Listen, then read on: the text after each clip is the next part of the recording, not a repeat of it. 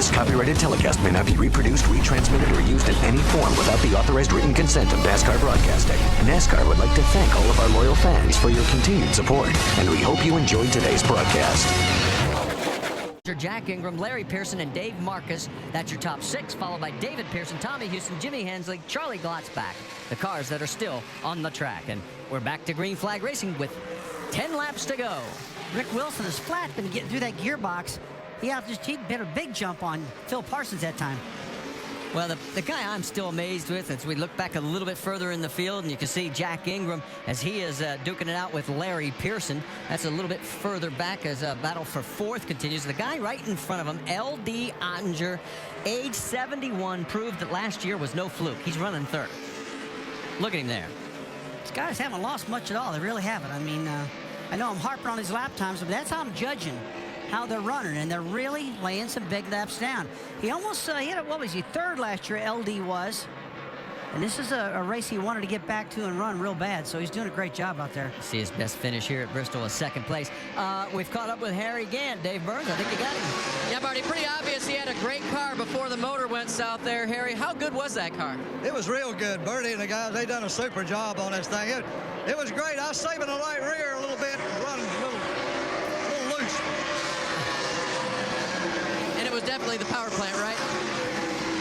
Definitely the power plant, right? Oh, yeah, it broke a valve spring, or a couple of them, I think, maybe on the restart, because it felt like it got a little weaker right before that. Thanks, Harry. Did you hear him, Marty? He was saving it. He had something left. Oh, I'll tell you, this is so much fun. Bad news for Dave Marcus fans. Oh, no, and Larry Pearson's going to slam the wall as he turns it around. Oh! And Charlie Glotzback T-bones him. Red flag is immediately displayed at start-finish. A wicked hit right on the driver's side door.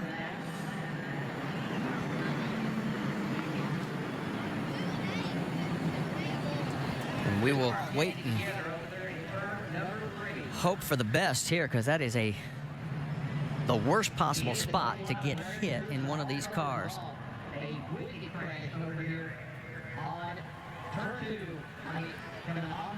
And they need the ambulance. You can see these guys waving.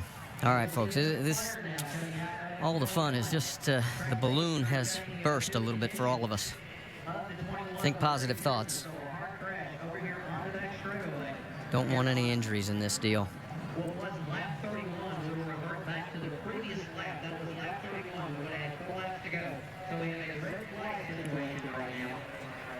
So Larry, the 56-year-old from Spartanburg, South Carolina, will get an update from medical officials as soon as possible.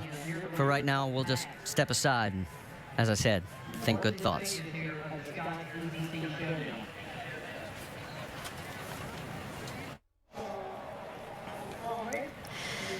Back here at our Saturday night showdown at Bristol Motor Speedway, and what has been a wonderful evening right now all of a sudden has taken a very serious turn after a turn 2 crash involving Charlie Glotzback and Larry Pearson.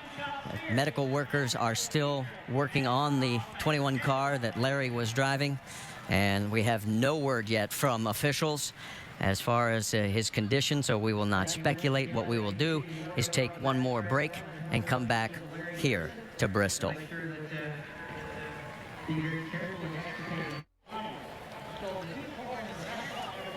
All right, back here at Bristol Motor Speedway at our Saturday night showdown, where with about 4 laps remaining, we are under a red flag condition after a very violent 2-car crash. And there is Charlie Glotzback as he has climbed out of his car. And Charlie, at the age of 71, from Edwardsville, Indiana, being assisted over to the medical care unit. And it's good to see that he is walking with some assistance, but getting some oxygen there. And there you see in the distance the crews working on the 21 of Larry Pearson. We still do not have any word from medical officials, so unfortunately there's nothing we can tell you right now other than that they are working at extricating Larry Pearson. Stay with us.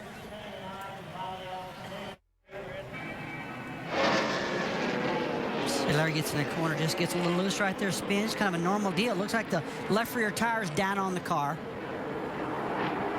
And then there's where Charlie comes in, right on the driver's side door.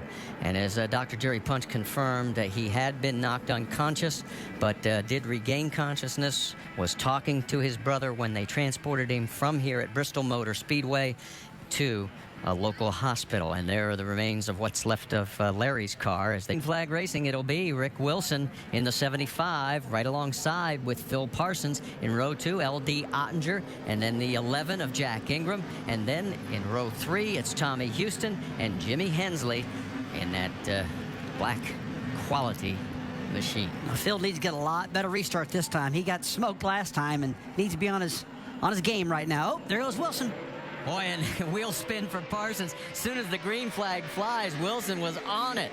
Phil trying to come back underneath, and he's got a run on him. Yeah, I think Rick Wilson might have missed going into high gear, though. He got a great start, but he might have not got it all the way in there. Gave Phil a chance on the inside here.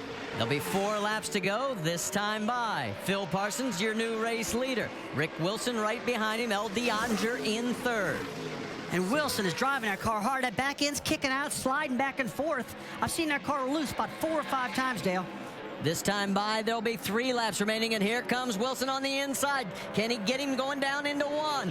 Does he have enough grip on the tires? They're going to run up the hill, and he does. He takes the lead. How about that move? He didn't let that wiggling bother him at all, did he, Rusty? Oh, I thought that baby'd spin right out. He was so close to him, and he just kind of brushed against him and kept getting it. And all of a sudden, he pulls away with 2 laps remaining here at Bristol.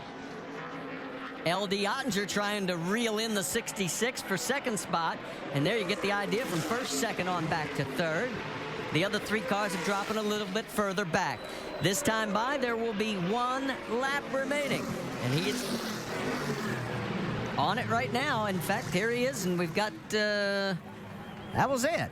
Well, that was it. They gave the checkered flag, and before that, they snuck a lap out of us. They told us they were going to restart with 5, and they only did 4. We got so excited we missed the checkered flag, Marty. They tricked us. They tricked us. That last lap of 15:86, that would have qualified you about 15th in a nationwide race. That's what Rick Wilson just ran. He was on it that last lap. Well, congratulations to Rick Wilson. Even though we were 1 lap behind, he was right on time. So 2nd place will go to Phil Parsons, and L.D. Ottinger rounds out the top 3 with Jack Ingram, Tommy Houston, and Jimmy Hensley. The 6 cars that were still running here at the end of our 35-lap showdown event for our legends. Dale, what do you think when you run a speed that fast like Rick did? I mean, he's got to get out of the car saying, you know what, I can still do this. That's right. He'll be trying to get somebody to give him a ride back here in August, won't he? In a nationwide race for that Saturday, for that Friday night. Those are fast laps. And the crowd that has stuck around, and you got to remember, folks, this place holds 160,000. There's probably still about, I would say, 10,000, 20,000 maybe that have stuck around. I'd say at least, I'm looking down here right now, Marty, I'm guessing about 20 to 25,000, probably no more than that. But there's people spread all around this racetrack. They stayed to watch this race. And it was an exciting one. Unfortunate, we had a big crash, but an exciting race nonetheless. And all we got to do now is get Rick out of the car so we can talk to him. This copyrighted telecast may not be reproduced, retransmitted, or used in any form without the authorized written consent of NASCAR Broadcasting. NASCAR would like to thank all of our loyal fans for your continued support, and we hope you enjoyed today's broadcast. This has been a special presentation of ABC Sports, spanning the globe to bring you the biggest of as the leader in sports television.